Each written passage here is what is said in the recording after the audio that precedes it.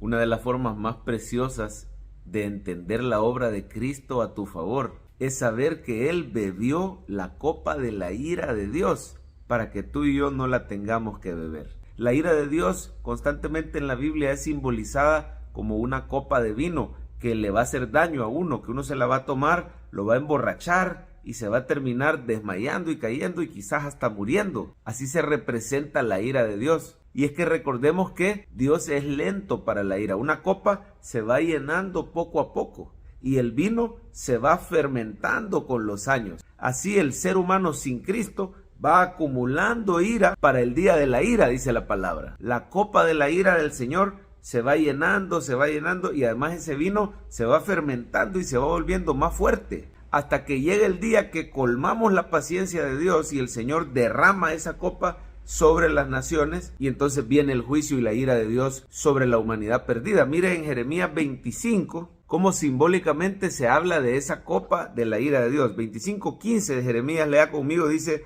porque así me dijo Jehová, Dios de Israel, toma de mi mano la copa del vino de este furor y da a beber de él a todas las naciones a las cuales yo te envío, y beberán y temblarán y enloquecerán a causa de la espada que yo envío entre ellas. Y tomé la copa de la mano de Jehová y di de beber a todas las naciones a las cuales me envió Jehová. Mire, la ira de Dios está sobre todas las naciones, sobre toda persona que no ha recibido a Cristo, por cuanto todos pecaron, dice la Biblia, y están destituidos de la gloria de Dios. Es importante notar que ninguna nación se salva, ni los judíos ni los gentiles. La copa de la ira de Dios está sobre toda la humanidad porque le han dado la espalda a Dios y no viven en sus mandamientos. De hecho, si usted ve al principio del capítulo 25, el profeta Jeremías hoy sí ya está diciendo claramente, miren, van a ser 70 años el tiempo que vamos a pasar esclavizados bajo Nabucodonosor de Babilonia. El Señor va a enviar, dice,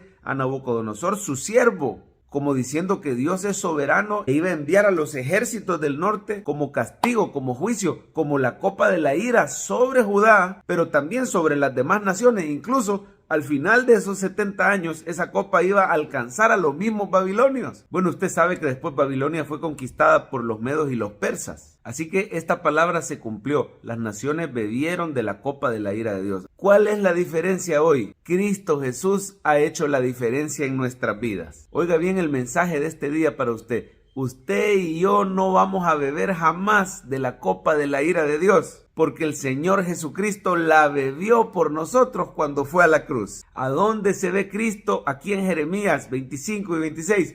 Cristo Jesús bebió la copa de la ira, la que estaba preparada por nuestros pecados. ¿Se acuerdan un momento que el Señor dijo: Padre, si es posible, pasa de mí esta copa, mas no se haga como yo quiero, sino hágase tu voluntad? El Señor sabía lo duro que iba a ser beber esa copa de la ira, es decir, recibir el juicio y el castigo por nuestros pecados. Cuando Él fuera torturado y colgado en esa cruz, Él iba a derramar su sangre. Sin embargo, a pesar de lo duro que fue, el Señor bebió esa copa completa y cuando se la terminó, dijo en la cruz: consumado es. ¿Qué quiere decir? Me terminé la copa, la obra ha sido completa, la deuda ha sido cancelada. Así que sobre el creyente y sobre la iglesia nunca caerá ni una gota de la ira de Dios. Ahora, es importante asegurarnos que estamos en Cristo y no solo en la iglesia. Porque usted puede estar en una iglesia o puede estar en un templo, pero no estar en Cristo, y entonces piensa que no va a venir la ira de Dios sobre usted y al final viene. Como se ve en Jeremías 26, el montón de gente llegando al templo, pero querían matar a Jeremías porque les decía que iba a venir el juicio si no se arrepentían. Ahí lo puede leer usted en casa, Jeremías 26. Es el segundo sermón de Jeremías en el templo. El primero lo dio allá en el capítulo 7. Y aquí está nuevamente confrontando a las personas que pasaban por los atrios del templo, las afueras. Pero mire, esta vez se juntó un gran grupo, los sacerdotes, los profetas, el pueblo, y llevaron a Jeremías delante de unos funcionarios para acusarlo y quererlo matar, simplemente porque ponía el dedo en la llaga, señalaba el pecado, llamaba al arrepentimiento. Pero el pueblo lo quería matar. De hecho, se menciona que habían matado a otro profeta anteriormente, un tal profeta Urías, y lo habían mandado a matar. Lo fueron a sacar de Egipto incluso y lo mataron. pero en este caso el Señor guardó la vida de Jeremías. Mire, así como perseguían a los profetas,